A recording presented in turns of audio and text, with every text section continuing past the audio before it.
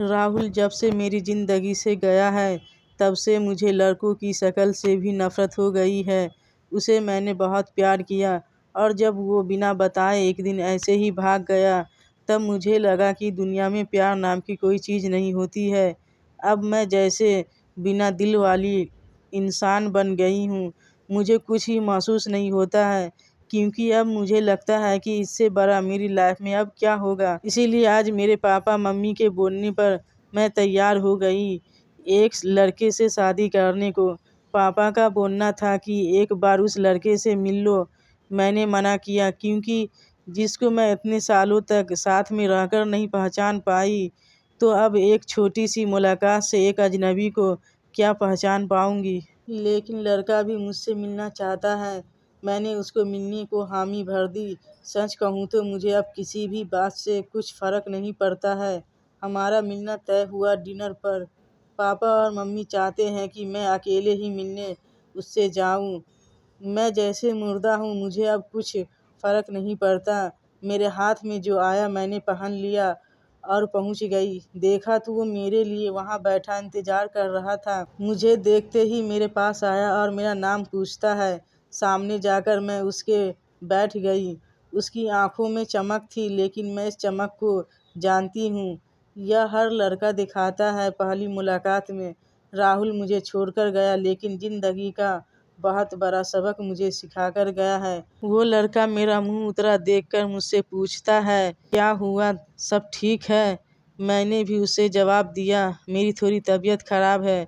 फिर वो बोला कि आप फिर आज क्यों मिलने आई? हम फिर किसी और दिन डिनर कर सकते थे।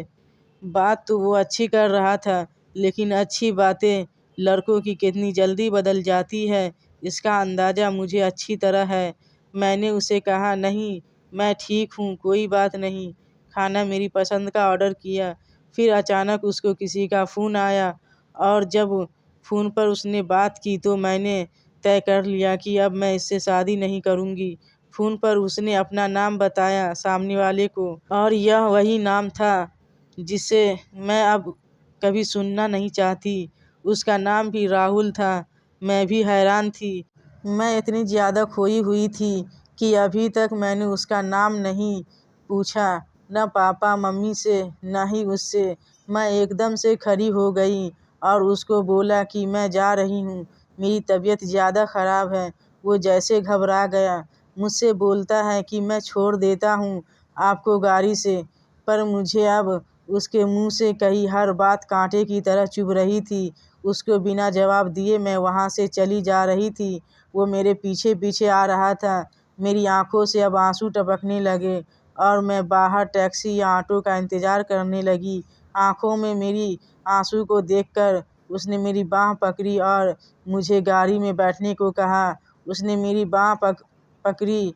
बस इतना तो बहुत था मेरे अंदर की आग को निकालने के लिए और मैंने उसके मुंह पर ज़ोर से एक थप्पड़ मार दिया।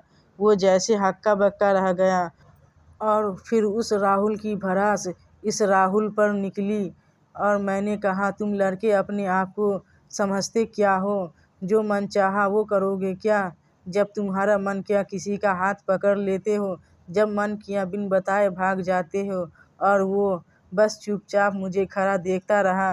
टैक्सी आई और मैं बैठकर वहाँ से चली आई। आते वक्त मैंने उसका चेहरा भी नहीं देखा। अपने कमरे में आने के बाद 1 घंटा मैं और रोई।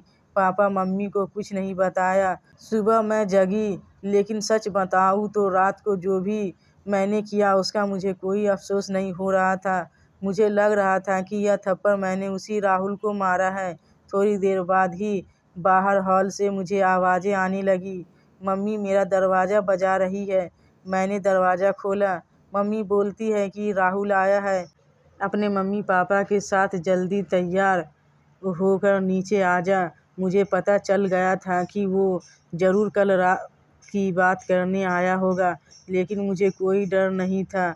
मैं नीचे गई। राहुल बैठा हुआ था। उसने मुझे देखा। मेरी मम्मी किचन में थी इसीलिए मैं किचन में चली गई। उनके चेहरे पर स्माइल थी। मुझे बोलती है कि राहुल और उसके घर वालों ने हाँ कर दी है और जल्द ही शादी करना चाहते हैं। जब मुझे कुछ समझ नहीं आया